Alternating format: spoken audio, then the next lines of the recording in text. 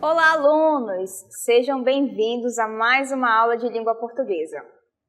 Eu sou Milena Marães, professora de língua portuguesa, e é um prazer tê-los aqui. Professora, afinal, o que nós teremos na nossa aula? Acompanhe aí comigo.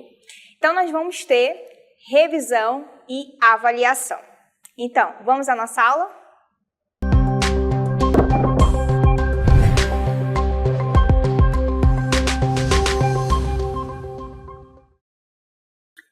Então, gente, chegou o momento da nossa revisão e antes de nós fazermos aí a explicação do conceito a respeito do que seria concordância, não é? Já que é o tema da nossa revisão, eu quero que vocês acompanhem a frase comigo aí. As meninas são lindas. Será que para você tem alguma coisa estranha na frase? Será que ao ler a frase você diz assim, nossa, não está combinando aí cada um desses elementos, não é? Então, o termo principal é menina, porque é o substantivo que direciona todos os outros elementos da frase. Então, é o substantivo que vai dizer, olha, eu estou no singular, então todos os outros elementos, todos os outros termos também vão ficar no singular. Se eu estou no plural, no caso substantivo, eu vou também comandar os outros elementos e dizer que eles também devem ficar no plural, beleza? Então é o substantivo que vai direcionar, que vai comandar, que vai dar ordens para os outros termos da oração, ok? Ou da construção ali da frase, beleza? Então se menina está no singular, os outros termos também precisam estar no singular. Então eu deveria falar a menina é linda. Por quê? Porque o substantivo está no singular, então o artigo que acompanha esse substantivo, assim como o verbo, também vão estar o quê? No singular, beleza? Então, isso daí seria a concordância. Então, agora que vocês entenderam o que seria a concordância dentro da frase, eu quero que vocês acompanhem o conceito comigo. Vejam aí na cartela, vai aparecer para vocês. Afinal, o que é concordância? Olha o que está dizendo aí. De acordo com o dicionário Michaelis, concordância é acordo ou harmonia entre pessoas ou coisas. Ao trazer essa ideia para as palavras, percebe-se que é quando há concordância entre artigos, numerais, pronomes, adjetivos e substantivos. Portanto, trata-se da concordância nominal. Então, a gente vai entender esse conceito melhor em dois exemplos. Então, vejam aqui comigo. Olha o que vai aparecer aqui para vocês. Os meninos vieram aqui, esses são os meninos lindos. Então, vamos com calma. Se a concordância é um acordo, é uma harmonia, quer dizer que todo mundo tem que estar o quê? Combinando, todo mundo tem que estar indo no mesmo caminho, na mesma direção, beleza? Então, ao dizer os meninos vieram aqui, perceba aí que realmente os elementos estão concordando, estão em harmonia, porque meninos está o quê? No plural, indicando muitos meninos aí no caso. Então, o artigo também precisa estar no plural, assim como o verbo. Os meninos veio? Não, os meninos vieram. Então, quando o verbo concorda com o substantivo, eu estou falando da concordância verbal. A partir do momento que eu não estiver mais falando de verbo, mas sim de artigo com substantivo, de adjetivo com substantivo, eu estou falando da concordância nominal, ou seja, é tudo aquilo que não é verbo. Então, nesta aula, nós vamos falar especificamente da concordância nominal. Então, ao ver aí a segunda frase, ó, esses são os meninos lindos. Perceba que, de fato, o pronome esses está concordando com meninos, o artigo os está combinando com meninos, meus está combinando com meninos e lindos está combinando com meninos. Então, perceba que os termos estão em acordo, estão em harmonia. Então, se eu estou falando aí no caso de pronome, se eu estou falando de artigo, se eu estou falando de adjetivo e eles se combinam com o substantivo, então, de fato, é concordância nominal. Beleza? Agora eu quero que vocês vejam a regra geral aí comigo. Acompanhem o conceito. A regra geral é que os determinantes, quem, professora? Artigo, pronome, numeral e adjetivo, concordem com o substantivo. Foi o que eu falei. Então, se o substantivo está no plural, todo mundo que está acompanhando o substantivo vai ficar no plural. Se o substantivo estiver no singular, todo mundo vai estar no singular. Essa é a regra geral, ok? Só que nós temos uma situação à parte, que são as particularidades. Então, eu quero que vocês acompanhem aí comigo o conceito. Vejam bem, o que são as particularidades da concordância nominal? Então, as particularidades dizem respeito ao não seguimento da regra geral. Alguns casos fogem do padrão. Então, o que acontece? A regra geral é todo mundo combinando. Só que, às vezes, isso não vai acontecer porque existem regras específicas. Ah, eu não vou concordar com o artigo porque eu tenho esse sentido, então eu não posso concordar com um artigo, por exemplo, e vice-versa. Ok? Então, é justamente das particularidades que nós vamos tratar nesta aula, ou seja, nós vamos falar das particularidades nesta aula. Vamos então à primeira regra. Acompanhe aí comigo. Qual é a primeira regra, professora? É o adjetivo anteposto a dois substantivos. Então veja aí a regra. O adjetivo concorda com o substantivo mais próximo. Mas antes de nós vermos o exemplo, o que seria o adjetivo anteposto? Então vamos pensar assim, que aqui do meu lado existe uma pessoa, ok? Então o que seria o adjetivo anteposto? É o adjetivo que vem antes do substantivo, beleza? Então se eu digo, por exemplo, menino, menino é substantivo. Aí eu vou colocar o adjetivo antes. Lindo, menino. Então, é quando o adjetivo vem antes do substantivo. Isso seria adjetivo anteposto. Mas perceba que é anteposto a dois substantivos. Então, a gente vai entender agora a regra, porque o adjetivo vai concordar com o mais próximo. Vejam aí na cartela comigo os exemplos, acompanhe aí. Então, nós temos lindo, o menino e a menina. Perceba que o adjetivo está o quê?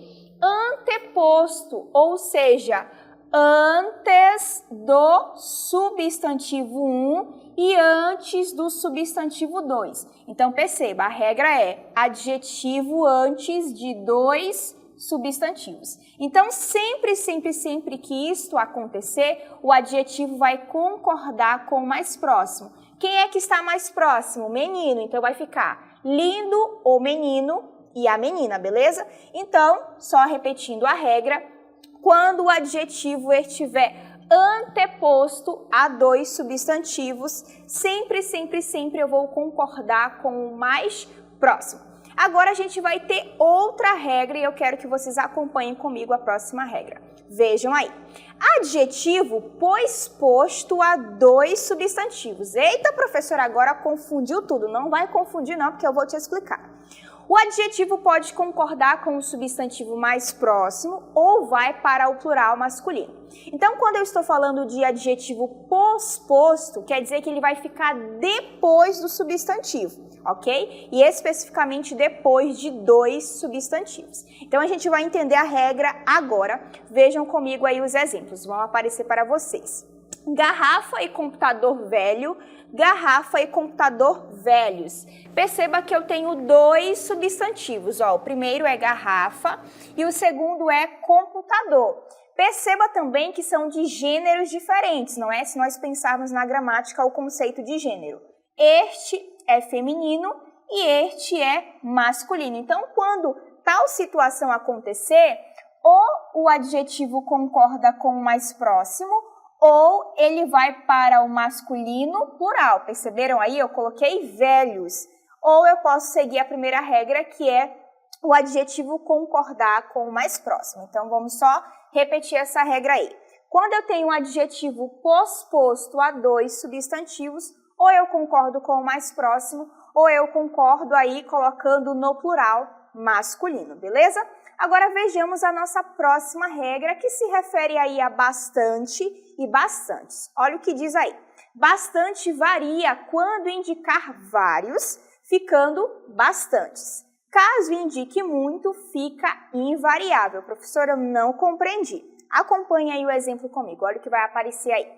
Eu dancei bastante, ele tem bastantes livros. Então, vamos conferir aqui como que fica. Eu dancei vários, faz sentido para vocês? Não, eu dancei Muito. Então, se está no sentido de muito, vai ficar o quê, gente? Invariável. Do jeitinho que vocês estão vendo aí, vai ficar no singular no caso. Agora, se eu digo, ele tem bastantes livros, eu posso trocar bastante por vários? Verifica aí se faz sentido, ó. Vários. Ele tem bastantes livros, ele tem vários livros. Opa, então se está no sentido de vários, eu posso trocar, tá bom? Lembrando que esse bastante está fazendo referência a um verbo. Então, de fato, quando bastante fizer referência a um verbo, do jeitinho que vocês estão vendo aí, ele sempre vai ficar no singular, beleza? Então, essa é a nossa regra. Agora, eu quero que vocês acompanhem aí comigo a próxima situação, que é o caso de anexo, anexa e em anexo. Olha o que vai dizer aí a regra. Anexo e anexa concordam com o substantivo a que se refere. Em anexo fica sempre invariável. Lembrando que a expressão significa você colocar um arquivo no e-mail que você está enviando, por exemplo. Aí eu digo, olha, segue em anexo a foto, segue em anexo o vídeo, por exemplo. Professora, mas eu não entendi a regra da concordância. Vejamos aí os exemplos. Olha o que vai aparecer para vocês. Então, vejamos aí os exemplos de anexo. Segue anexas as fotos. Seguem anexos vídeos e seguem em anexo as fotos. Então, vamos pensar aqui no seguinte. Anexas, por que está no feminino plural? Porque eu estou dizendo que são fotos. Então, fotos é feminino plural. Então, realmente vai ficar anexas. A mesma situação vai acontecer com anexos. Ó, seguem anexos vídeos. Por que está no masculino plural? Porque eu estou falando de vídeos e aí está concordando. Então, a expressão anexo vai concordar. Agora, a expressão em anexo não vai concordar. Ela vai ficar invariável, mesmo que o elemento esteja no plural. Ó. Seguem, em anexo as fotos. Não interessa se está aqui no singular ou no plural. A expressão sempre fica invariável. Lembrando aqui ó, que o verbo concorda, não é? Se eu estou falando de plural, então o verbo vai para o plural. Essa é a nossa regra em relação a anexo, anexa e em anexo, beleza? Agora vejamos a nossa próxima regra aqui, que é referente a meio e meia. Olha o que vai dizer aí. Meio varia quando indicar metade, ficando meia.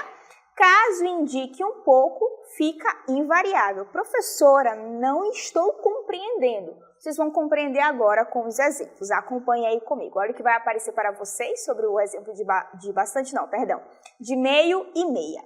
Comi meia maçã, Carol está meio cansada. Gente, eu posso trocar, por exemplo, meia por metade? Será que faz sentido para vocês?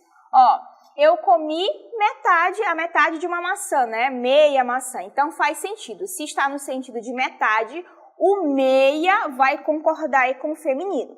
É diferente do segundo caso. Carol está meio cansada.